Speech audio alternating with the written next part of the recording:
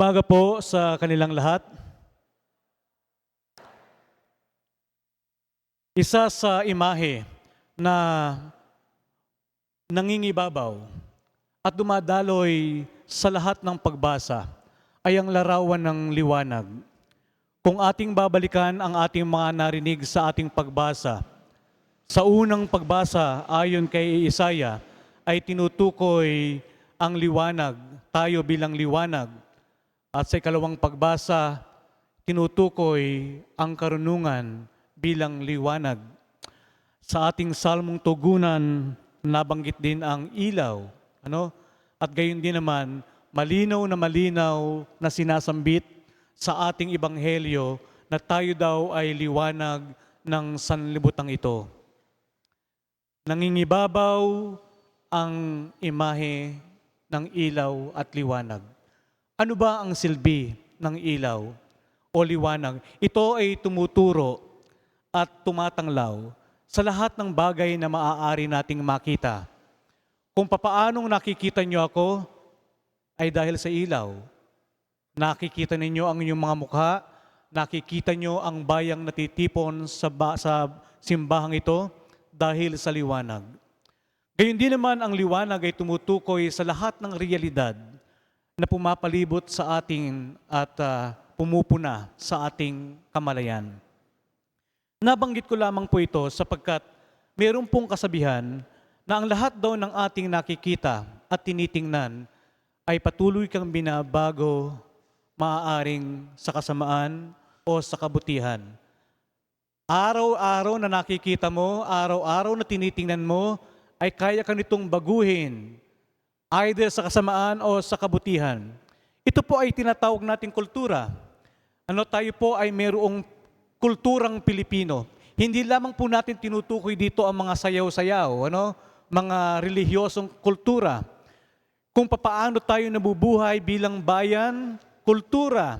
May kultura ang mga Bicolano, may kultura ang mga Ilocano, may kultura ang mga taga-Caloocan at mga taga-Maynila. At ang kulturang ito ay mayroong tatlong katangian. Unang katangian ay may kinalaman sa ordinaryo. Ordinaryong nakikita. Araw-araw na nakikita. Nakikita hindi lamang araw-araw, kundi kahit saan. Anumang bagay na araw-araw nating nakikita, kahit saan, ay may kapangyarihang hubugin ka nito bilang isang tao. Ordinaryo. Pangalawa, ito ay paulit-ulit. Walang oras na pinipili. Kahit saan kayo magpunta, buksan ninyo ang mga telebisyon, ulit-ulit ninyong nakikita ang sayaw na ito, paulit-ulit ninyong narinig ang mga lengguwaheng ito.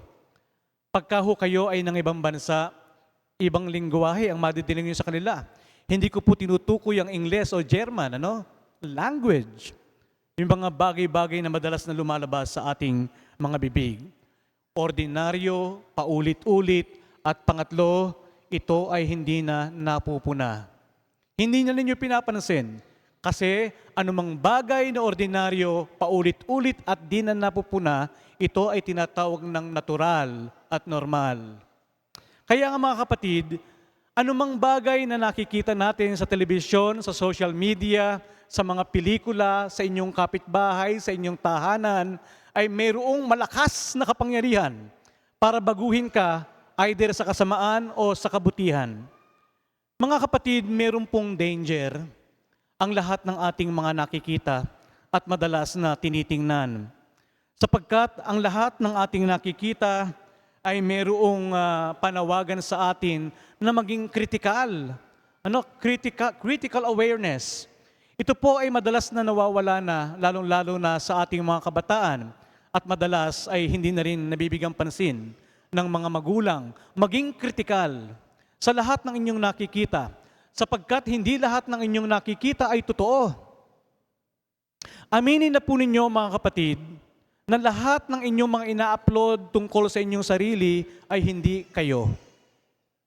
Masyado ninyong pinagaganda. Hindi ba yung mga ina-upload ninyo madalas filtered? Meron nga akong kakilala, online friendship, ano? Ito siguro yung layunin na makapag-asawa ng foreigner, ano? Etong napansin ko naman, yung mga pinapakita niyang picture doon sa foreigner na yon, ay madalas ay parang hindi siya. Kaya alam po ninyo, ako'y naniniwala na baka tayo man ay apektado sa ganitong uri ng pamamaraan. Malaking porsyento ng inyong ina-upload sa social media ay hindi kayo. At madalas, ang mga nakikita ninyo sa social media ay hindi totoo. Minsan nga, nanonood ako ng telebisyon, isang video clip. Akala ko balita, isang kilalang news anchor from the Philippines ang nagbabalita tungkol sa mga maiinit na issue sa lipunan.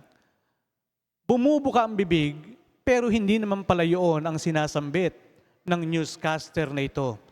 Kaya po, ang panawagan sa ating mga mamamayan at bilang tao ay maging mapanuri sa lahat ng nakikita. Sapagkat kapag hindi sinuri ang nakikita, maaapektuhan kayo nito, bubuuin kayo nito either sa kasamaan o sa kabutihan. Mga kapatid, ang lahat ng ating nakikita ay meron din namang nakatagong mensahe na madalas ay hindi natin pinupuna. Kasi nga normal na at araw-araw na nakikita. Ang mga madalas po ninyong makitang sayaw ay hindi lang basta sayaw. May nakapaloob na mensahe sa likod nito. Ang lahat ng mga advertisement at larawan na nakikita ninyo sa paligid ay hindi lamang mga magagandang mukha ng mga artista, hindi lamang mga matatamis na salita ng mga advertisements sa likod ng mga nakikita at naririnig natin araw-araw dito at kahit saan ay may mga nakatagong mensahe na humuhubog sa iyong kaisipan at sa iyong paraan ng pagpili. Kaya nga mga kapatid, ay sa lahat ng nakikita kinakailangan natin na maging mapanuri. Ako po, mga kapatid, ay nabiyayaan bilang pare na maipadala sa iba't ibang misyon sa ibang bansa. Ako po ay naipadala ng 8 taong bilang misyonero sa Australia. At ngayon po ay nakapasok na ako, malapit na ang ika-4 kong taon sa Amerika. At kahit saan po akong mapuntang ibang bansa, 2 bagay po ang nagaganap sa aking puso. Nangingibabaw ang aking kultura. Merong pagkakataon, proud na proud ako bilang Pilipino. Kasi dito ako hinubog sa Pilipinas ng lahat ng aking nakita at narinig. Araw-araw, ordinaryo, naging normal at naging natural. Pero madalas din ang pagkakataon, hiyang-hiya ako sa sarili ko bilang Pilipino sapagkat nakikita ko kung papaanong hinubog ang ibang bansa na taliwas din naman sa kung papaano tayo pinalaki sa ating bansa. Ewan ko po kung marami dito sa nakaupo ngayon ang nanirahan na sa ibang bansa.